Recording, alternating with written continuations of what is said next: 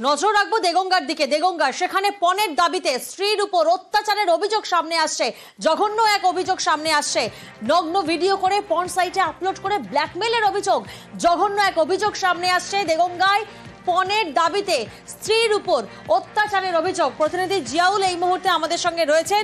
জিয়াউল, সমস্যার সুরাহা করতে তো পঞ্চায়েত সদস্যের বাড়ি গিয়ে সালিশি সভার ডাক দেওয়া হয়েছিল, কিন্তু সেখানেও জামাই মারধর করে শ্বশুর শাশুড়িকে। কতটা দাপুটে এই জামাই, তার সম্পর্কে কি জানা যাচ্ছে? দেখো, বছর চারেক আগে বিয়ে হলেও দেখাশোনা করেই বিয়ে হয়, কিন্তু দেখাশোনার পর বিয়ের পর থেকে কিন্তু বিভিন্ন সময় পণের দাবি, মোটা অঙ্কের পণ দিতে হবে, না দিলে মারধর হবে।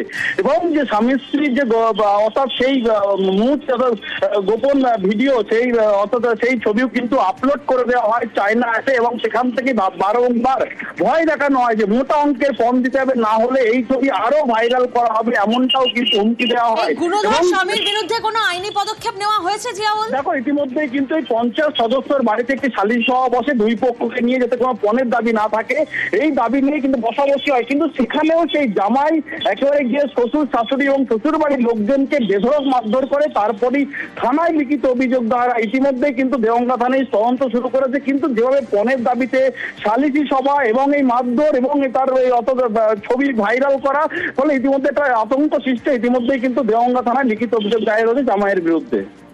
বেশ,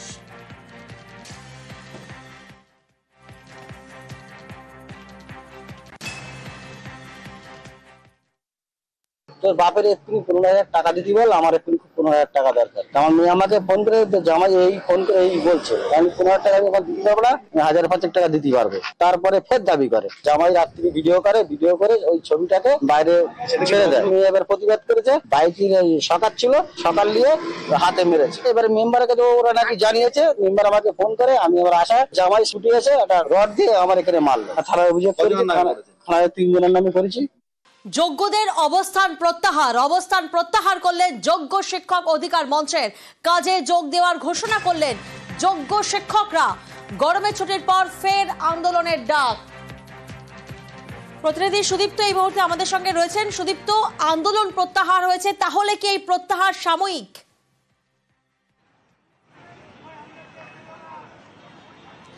দেখো প্রিয়াঙ্কা, বিষয়টা হচ্ছে 21শে এপ্রিল থেকে এসএসসি ভবনের ঠিক সামনে যারা অবস্থানে বসেছিলেন চাকরিহারা শিক্ষক শিক্ষিকারা, যারা নিজেদেরকে যোগ্য শিক্ষক শিক্ষিকার অধিকার মঞ্চ বলে নাম দিয়েছিলেন, তারা আজকে 25শে এপ্রিল অবস্থান প্রত্যাহার করলেন ঠিক দুপুর 12টা থেকে। এবং তারা যেটা বলছেন যে আজকে থেকে তারা শহীদ মিনারে তারা তাদের আন্দোলন চালিয়ে যাবেন। এই মুহূর্তে তারা শহীদ মিনারে সেই মোতাবেক তারা কিন্তু এসে গিয়েছেন, এবং এই শহীদ মিনারে তারা 2 দিন থাকবেন। কেন? তার কারণ যে 17,000-এর যে তালিকা তৈরি করা হয়েছে, স্কুল শিক্ষা দপ্তর ডিআই অফিসে পাঠিয়ে দিয়েছে, সেই তালিকায় গড়মিল রয়েছে।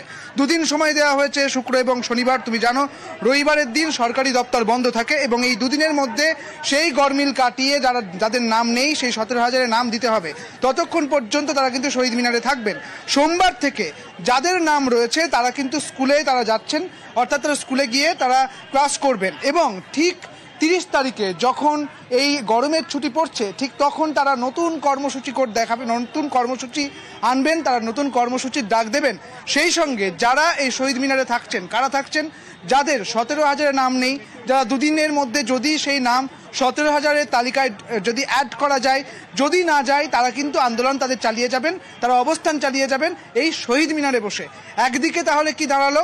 তারা তাদের আন্দোলনে থাকলেন, কিন্তু আজকে 21শে এপ্রিল থেকে যারা যে সমস্ত চাকরিহারা শিক্ষক শিক্ষিকারা এসএসসি ভবনে অবস্থান করছিলেন, সেই অবস্থান কিন্তু প্রত্যাহার করলেন। প্রিয়াঙ্কা, বেশ,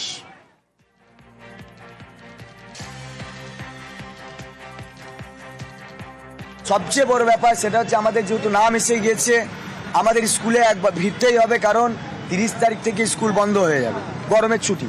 তাই তার আগে স্কুলে যাওয়াটা আমাদের দায়বদ্ধতা। তাই স্কুল যাবার একটা বার্তা আমরা দিচ্ছি আপনাদের মধ্যে থেকে। 29 তারিখ পর্যন্ত আমরা স্কুল করব, 30 তারিখ থেকে ছুটি হবে।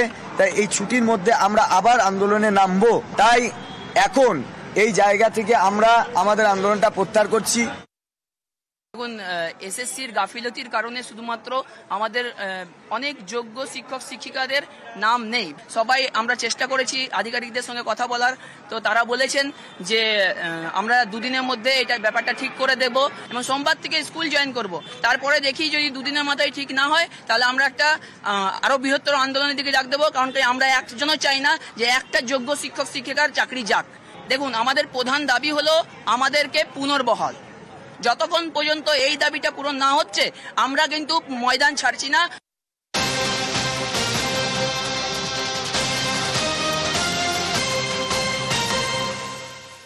অবস্থান প্রত্যাহার যোগ্য শিক্ষক অধিকার মঞ্চের অবস্থান প্রত্যাহারে খুলল রাস্তা, খুলে গেল করুণাময়ী যাওয়ার রাস্তা।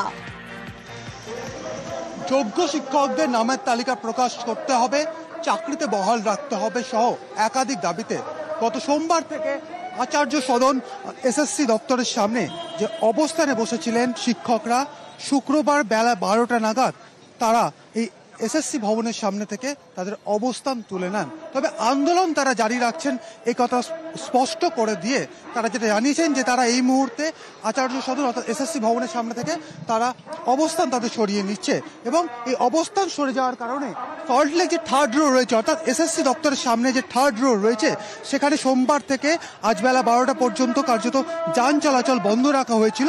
আজ অবস্থান উঠে যাওয়ার পর এখানে যান চলাচল আবারও শুরু হয়েছে, অর্থাৎ থার্ড রোয়ের উভয় মুখে অর্থাৎ উইপ্রো মোড় থেকে করুণাময়ীর দিকে, অন্যদিকে করুণাময়ী থেকে উইপ্রো যাওয়ার যে রাস্তা, দুটো রাস্তাতেই এই মুহূর্তে যান চলাচল করছে। তবে জানিয়ে রাখবো যে আন্দোলনকারীদের একাংশ এই মুহূর্তে আচার্য সদনের সামনে একদম রাস্তার এক পাশে তারা এই মুহূর্তে অবস্থান চালিয়ে যাচ্ছেন। অন্যদিকে যারা যোগ্য শিক্ষক তারা এখান থেকে তাদের অবস্থান তারা তুলে নিয়েছেন এবং তারা শহীদ মিনারে তাদের অবস্থান চালাবেন এবং তাদের আন্দোলন চালিয়ে যাবেন। তবে আজকে বেলা 12টা নাগাদ যোগ্য শিক্ষকদের অবস্থান এই রাস্তা থেকে সরে যাওয়ার পর এই থার্ড রে আবারও যান চলাচল শুরু হয়েছে। ক্যামেরায় কাঞ্চনের সঙ্গে অমিত, নিউজ 18 বাংলা, সল্টলেক।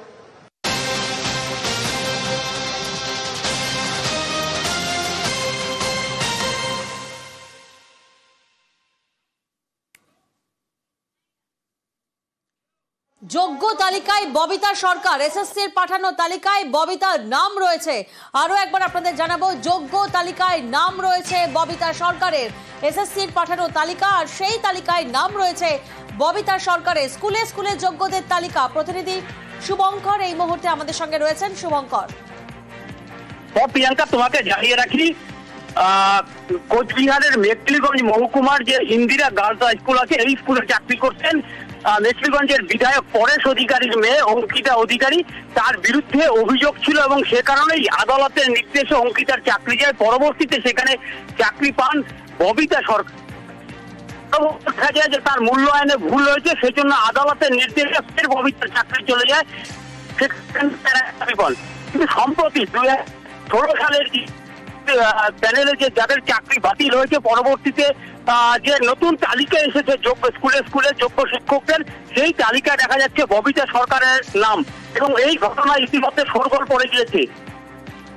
কি করে একজন ববিতা সরকার তার চাকরি চলে গিয়েছে, তার নাম আবার কি করে যোগ্যদের তালিকা এলো, গোটা বিষয়টি নিয়ে ববিতা সরকার অবশ্য জানিয়েছেন যে তিনি দেখেছেন এবং গোটা বিষয়টি নিয়ে ববিতা সরকার এই বিষয়টি কিভাবে দেখছেন শোনাবো আপনাদের। দেখুন, আমার নাম আসছে সেটা আমিও শুনেছি, তো আমার কাছে তো লিখিত কোনো নির্দেশ আসেনি আর ডিআই লিস্টটা আমি এখনো দেখিনি। কিন্তু আমার যেহেতু চাকরি একবার চলে গিয়েছিল এবং আমার জয়েনিং লেটার যতক্ষণ না আসবে আমি তো চাকরিতে জয়েন করার আইনত ভাবে অধিকারী নই। তবে সুপ্রিম কোর্টের নির্দেশে ওরা তালিকা বানিয়েছে, সেই তালিকায় আমার নামটা আসছে, তার জন্য তো আমাকে একটা কিছু লিখিত নির্দেশ দিতে হবে যে আমি যোগ্য বা আমার যোগ্যতার কোনো ওরা প্রমাণ পেয়েছে। থেকে আমার স্কুলে জয়েন করা উচিত কি উচিত না সেটা নিয়ে আমি এখনো আইনত পরামর্শ নিচ্ছি।